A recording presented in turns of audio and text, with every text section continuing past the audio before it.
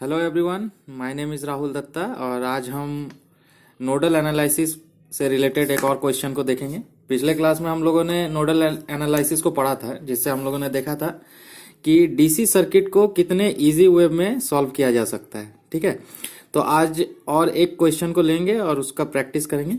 इससे हम लोगों का कंसेप्ट और ज़्यादा क्लियर हो जाएगा। ठीक है, तो चलिए सबसे पहले एक क्वेश्चन हम अपने मन से डिज़ाइन कर लेते हैं। मान लेते हैं ये मेरा एक डीसी सर्किट है। ठीक है, ये करंट सोर्स है, ये रेजिस्टर है, एक और रेजिस्टर है, ये एक वोल्टेज सोर्स है और ये मेरा सर्किट। ठीक है, मान लेते हैं ये 2 ओम, ये 4 ओम, ये भी 2 ओम, ये 5 एम्पियर, ये 10 ओम और ये 10 वोल्ट है। ठीक, तो क्वेश्चन ये है, find the value of current in, मान लेते हैं इस 10 ओम रेजिस्टेंस है current I. Find the value of current in 10 ohm resistor. ठीक है, मान लेते हैं मेरे पास एक क्वेश्चन है जिसमें इस सर्किट के थ्रू कितना करंट फ्लो कर रहा है इस 10 ओम के थ्रू, इसको हमको कैलकुलेट करना है। ठीक है, तो देखिए इसको हम लोग सॉल्व करेंगे किससे, नोडल एनालिसिस। तो कैसे करके हम पिछले प्रीवियस वीडियो में बनाए थे। सबसे पहले हम लोगों को क्या जानना होगा, नोड्स के बारे में, है ना।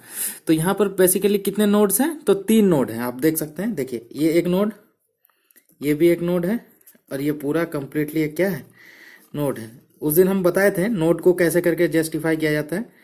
नोड मतलब ऐसा पॉइंट जहां पर 2 या 2 से ज्यादा ब्रांच कनेक्ट हो रहा है। देखिए ये जो पॉइंट है, यहाँ देखिए ये एक ब्रांच है, ये भी एक ब्रांच है और ये भी एक ब्रांच है ना। तो 3 ब्रांच एक पॉइंट में कनेक्ट है, तो मतलब क्या है, ये एक नोड है। चलिए, तो कितना नोड हो गया, 1, ये 2, ठीक है, और ये कितना है, 3। तो आपके पास 3 नोड्स हैं। ठीक है, और मैंने ये भी कहा था कि 3 नोड्स में कोई एक नोड को हम लोग 0 मान सकते हैं, रेफरेंस मान सकते हैं। तो मान लेते हैं ये जो नोड है बड़ा वाला नंबर 3, ये क्या है, रेफरेंस नोड है। क्या नोड है, रेफरेंस नोड। ठीक है, यहां तक क्लियर है। तो हम लोग लिखते कैसे हैं, applying nodal analysis eight node 1। पहले वाले नोड में अगर हम लोग नोडल अप्लाई करेंगे तो क्या होगा, देखते हैं।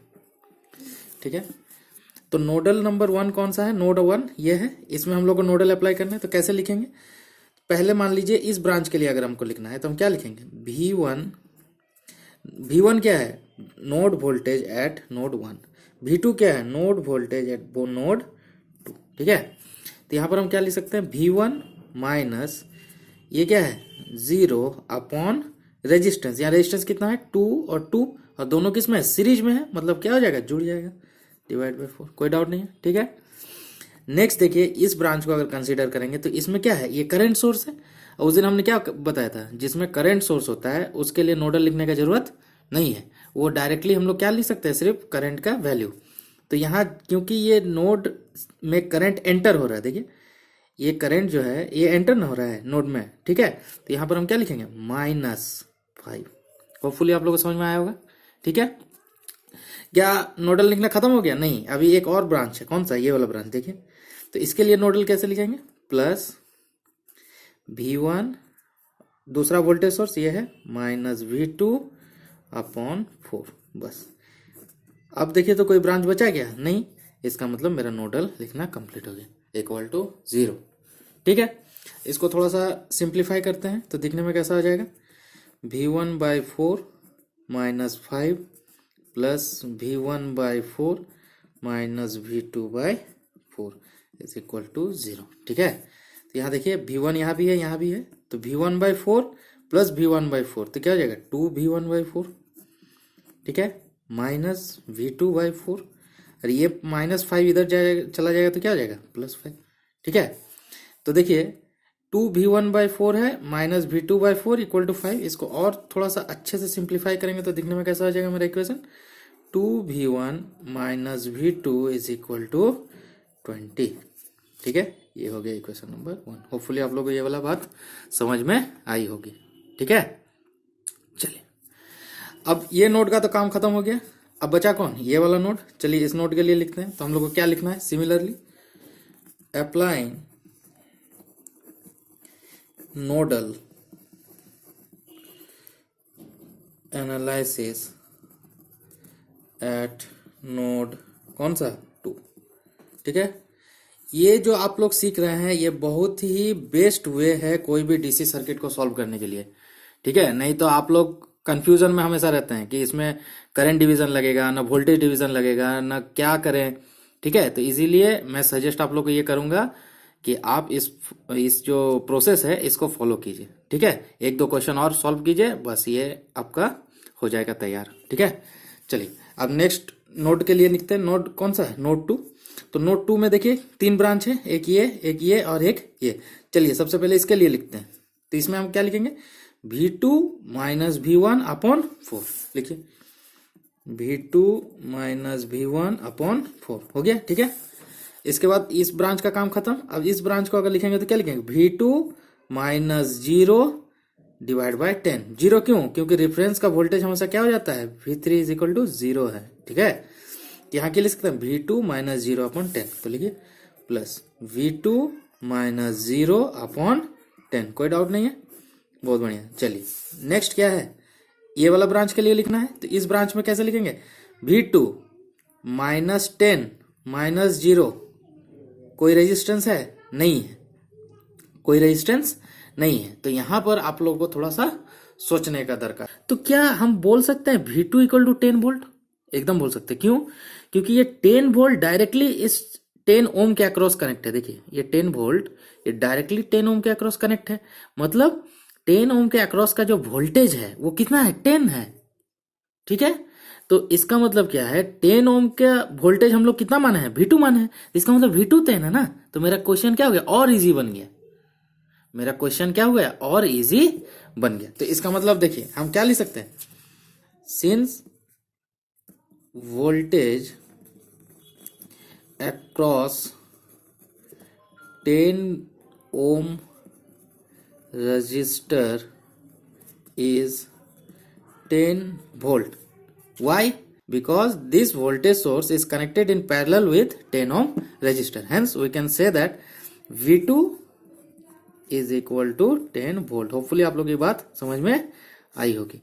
तो अब अगर मान लीजिए ये 10 वोल्ट इसके अक्रॉस का वोल्टेज है, तो इसका रेजिस्टेंस पता है तो करंट कैसे नहीं निकाल लेंगे, आराम से निकाल लेंगे। कैसे, यहां से यहां का वोल्टेज कितना है, 10 वोल्ट, यहां से यहां का रेजिस्टेंस कितना है, 10 ओम। तो यहाँ का करंट कितना हो गया, I will be voltage upon resistance, मतलब 1 एम्पियर। मेरा क्वेश्चन तो देखते ही सॉल्व हो जाना चाहिए था। ठीक है, क्यों, क्योंकि देखिए इस रेजिस्टेंस के अक्रॉस का वोल्टेज है 10 वोल्ट और रेजिस्टेंस वैल्यू कितना है, 10 ओम। तो करंट कितना हो गया, 1 एम्पियर, कंप्लीट। लेकिन हमको बेसिकली आप लोग को रिवीजन करवाना है नोडल एनालिसिस का, इसीलिए इस क्वेश्चन को थोड़ा सा हार्ड बना देते हैं। देखिए मान लेते हैं यहाँ पर एक रजिस्टर लगा हुआ है जिसका वैल्यू है 2 ओम। अब ये क्वेश्चन क्या हो गया, थोड़ा सा हार्ड बन गया। अब ये सॉल्यूशन सही नहीं। ठीक, अब कैसे करेंगे, ठीक है चलिए नोडल लगाते हैं फिर से। नोडल कैसे लगाते हैं, कहां तक लगा चुके थे, देखिए इस ब्रांच के लिए लगा चुके थे, v2 माइनस 0 अपॉन 10 ये हो चुका था। अब इस ब्रांच के लिए लिखना है, इस ब्रांच के लिए। तो इसमें क्या लिखेंगे, plus v2 minus 10 minus 0 upon 2। तो क्या लिखेंगे, v2 माइनस 10 माइनस 0 अपॉन 2। ठीक है, अब इस नोड से तो और कोई ब्रांच लगा हुआ है नहीं, तो इसका मतलब क्या लिख देंगे, इक्वल टू 0। होपफुली आपको ये बात समझ में आई होगी। ठीक, इसको भी थोड़ा सा सॉल्व करने का ट्राई करते हैं, कैसे होगा। देखो v2/4 माइनस v1/4 प्लस इसको क्या लिख सकते हैं, v2/10 प्लस इसको क्या लिख सकते हैं, v2/2 माइनस 10/2 कितना 5 इज इक्वल टू 0। अब देखिए यहाँ थोड़ा सा ध्यान दिए, यहाँ पर v2/4 है या v2/10 है या v2/2 है। तो थोड़ा सा यहाँ एलसीएम अगर लेते हैं तो एलसीएम कितना ले लेंगे, 20 एलसीएम अगर ले लेते हैं तो यहाँ क्या 5v2 प्लस 2v2 प्लस कितना आ जाएगा यहाँ पर 10 V2, ये हो गया बात। अब यहाँ देखिए V1 एक ही है माइनस V1/4, ये 5 को उधर भेज देंगे तो कितना आ जाएगा +5। ठीक है, कैलकुलेशन एक बार और देख लेते हैं। V2/4 है, V2/10 है, V2/2 है, तो एलसीएम कितना हो गया 20 हो गया, तो यहाँ 5V2 प्लस यहाँ हो गया 2V2 प्लस यहाँ हो गया 10V2। बहुत बढ़िया। अब देखिए 5 और 2 7, 7 and 10 17V2 upon 20 minus V1/4 is equal to 5। इसको और थोड़ा सा अगर सिंप्लीफाई करेंगे तो क्या हो जाएगा 17V2 minus 5V1 is equal to 100, equation number 2। ठीक है, इजी है, बस सिंप्लीफाई किए हैं। ठीक है ना, ये सिर्फ मैथ है, सिंपल बेसिक मैथ्स है। ठीक है, अब देखिए आपके पास दो इक्वेशन है, एक है क्या 2V1 minus V2 is equal to 20, एक और इक्वेशन क्या है 17V2 minus 5V1 is equal to 100। अब आपको इस दो इक्वेशन को सॉल्व करना है और V1 V2 का वैल्यू को निकालना है। तो सॉल्व करना फिर से हम एक बार आप लोग को रिमाइंड कर देते हैं कैसे सॉल्व करते हैं। देखिए आपके पास दो इक्वेशन है, कौन कौन सा 2V1 minus V2 is equal to 20 जो कि इक्वेशन नंबर 1 है, और एक इक्वेशन क्या है 17V2 minus 5V1 is equal to 100, ये क्या है इक्वेशन नंबर 2 है। अब ये दो साइमल्टेनियस इक्वेशन है, इसको सॉल्व कैसे करना है, इजी है ना। कैसे, इक्वेशन नंबर 1 को किससे मल्टीप्लाई करेंगे, V1 का कोफिशिएंट कितना है 5, तो इसको -5 से मल्टीप्लाई कर दीजिए। ठीक है, और इक्वेशन नंबर 2 को V1 का कोफिशिएंट कितना है 2 है, तो 2 से मल्टीप्लाई कर दीजिए। तो अगर 5 से मल्टीप्लाई -5 से मल्टीप्लाई करेंगे तो कितना हो जाएगा ये -10V1 minus minus plus 5V2, 25 जा कितना हो जाता है ये 100। बहुत बढ़िया। अब इसको अगर 2 से करेंगे तो 17 2 जा 34V2 minus 10V1 is equal to 200। कोई डाउट नहीं है। अब ये दोनों को सब्सट्रैक्ट करेंगे, तो सब्सट्रैक्ट करने से क्या हो जाता है साइन चेंज होता है, प्लस है तो माइनस, ये प्लस है तो माइनस है तो प्लस, ये प्लस है तो माइनस हो गया। ठीक है, अब देखिए -10V1 प्लस 10V1 कैंसिल, यहाँ है कितना 5V2, यहाँ 35V2 माइनस 35V2, तो यहाँ से कितना हो जाएगा 29V2। ठीक है, इक्वल टू यहाँ भी माइनस है भी माइनस, तो -300, यहाँ से V2 इक्वल टू कितना हो गया 300/29V। ठीक है, कोई डाउट नहीं है। चलिए ठीक है, तो यहाँ से मेरा कितना आंसर आ गया V2 इक्वल टू 10.344V। ठीक है, अब हमको V1 अगर चाहिए तो कोई भी एक इक्वेशन में हम क्या करेंगे V2 का वैल्यू को पुट कर देंगे। मान लेते हैं इस वाले इक्वेशन में पुट करते हैं तो क्या हो जाएगा 2V1 माइनस V2 का वैल्यू कितना है 10.344 इज इक्वल टू 20।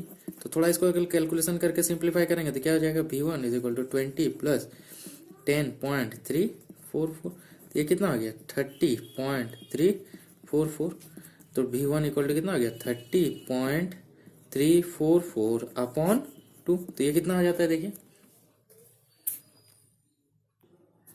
ठीक है, तो ये हो जाता है 15.172 वोल्ट। तो इसका मतलब आपके पास V2 भी आ गया, आपके पास V1 भी आ गया। बस अब आप कोई भी मतलब पैरामीटर को आप लोग निकाल सकते हैं। जैसे यहाँ हमको निकालने क्या बोला गया है 10 ओम के अक्रॉस कितना करंट जा रहा है ना, ये वाला करंट का डायरेक्शन भी दे दिया है।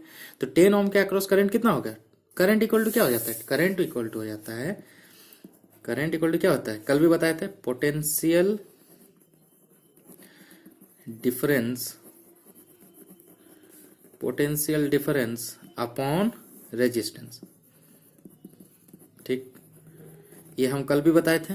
तो पोटेंशियल डिफरेंस अपॉन रेजिस्टेंस, तो पोटेंशियल डिफरेंस कितना है देखिए, तो यहाँ V2 है, यहाँ 0 है, तो V2 minus 0, potential difference is V2 minus 0 upon resistance कितना है देखिए, ध्यान दीजिए 10 डिवाइड बाय 10। तो यहाँ से कितना आंसर हो गया V2 माइनस 0 अपॉन 10। V2 का वैल्यू आपका कितना है 10.344 अपॉन 10, तो ये कितना आ जाएगा 1.03 एम्पियर। देखिए कितना इजीली हम लोग कोई भी पैरामीटर को निकाल पाएंगे। ठीक है, तो होपफुली आपको ये प्रोसेस फिर से समझ में आया होगा। मेरा सजेशन आपको यह है, आप एक कॉपी पेन लेके इसको बैठिए, खुद से सॉल्व करने का ट्राई कीजिए, नहीं हो फिर इस वीडियो को रिपीट कीजिए। ठीक है, तो चलिए मिलते हैं नेक्स्ट वीडियो में। Thank you.